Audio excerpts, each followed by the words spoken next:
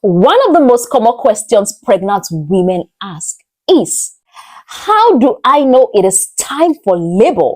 So I can quickly pack the bags I've already arranged and rush down to the hospital to welcome my baby.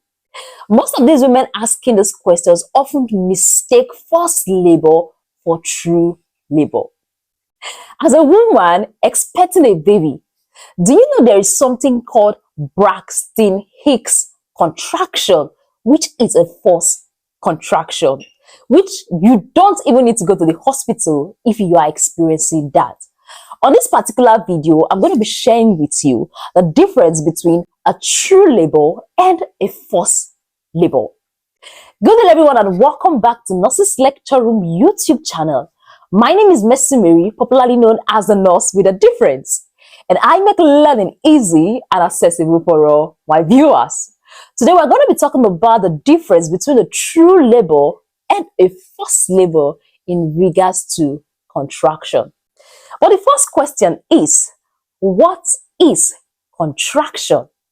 Contraction in simple terms simply means the tightening of the muscles, the squeezing of that uterus so that the baby comes out, so that the cervix can dilate and the baby will come out easily. That is contraction.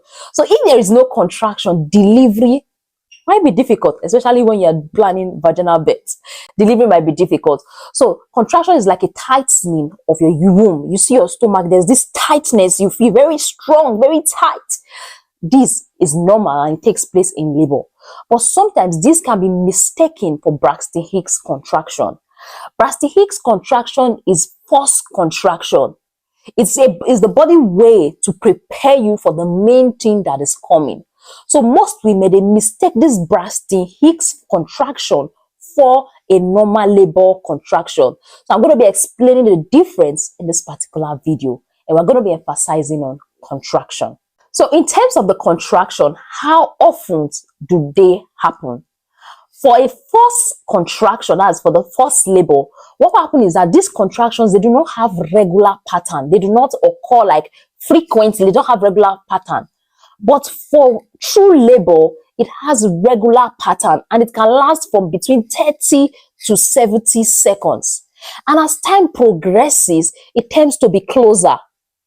You get, if it used to happen let's say every 30 minutes, as time progresses, it reduces to every 20 minutes. You start experiencing contraction every 20 minutes, every 15 minutes. So it tends to get closer with time. But with Braxton Hicks contraction, with forced labor, it doesn't tend to get closer with time. Okay, so that's one difference. Hope you understand that one. Then the second difference is in regards to change in position. If you are experiencing forced contraction, when you relax or when you move about, the contractions stop.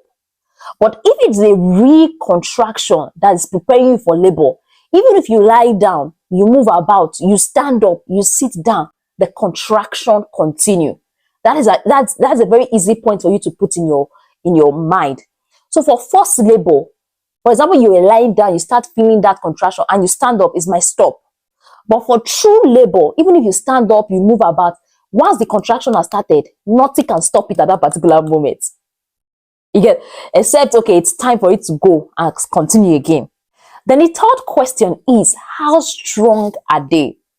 For forced contraction, they are not strong. They are usually weak. And even if they are strong at the beginning, they tend to be weak over time. But for true contraction, true labor, they are very strong and they get stronger over time. Now that takes us to the next question, which is, where are the pain located? When it comes to the pain, for forced contraction, for forced labor, it is usually not painful, but you might feel some kind of discomfort in the front of your stomach. But for true labor, for true contraction, it is painful, yes. You can feel the pain from the lower back to the stomach, and it can radiate from the lower back to the stomach or from the abdomen to the back.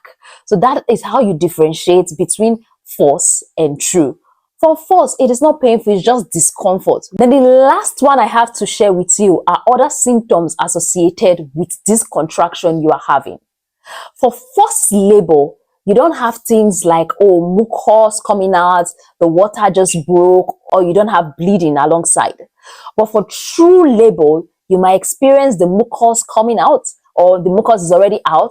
You might experience the fact that the water just broke, or you might experience bleeding.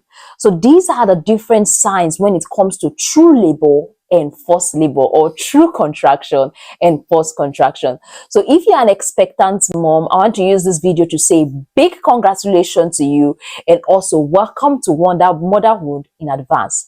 But I hope this video helped you understand the difference between true contraction and forced contraction. Thank you very much for staying tuned. Thank you very much for watching this video. Don't forget to like, don't forget to subscribe, and also don't forget to share with a friend if you got value. For all my returning subscribers, this is Nurse Mercy saying thank you. Bye, and see you in our next video.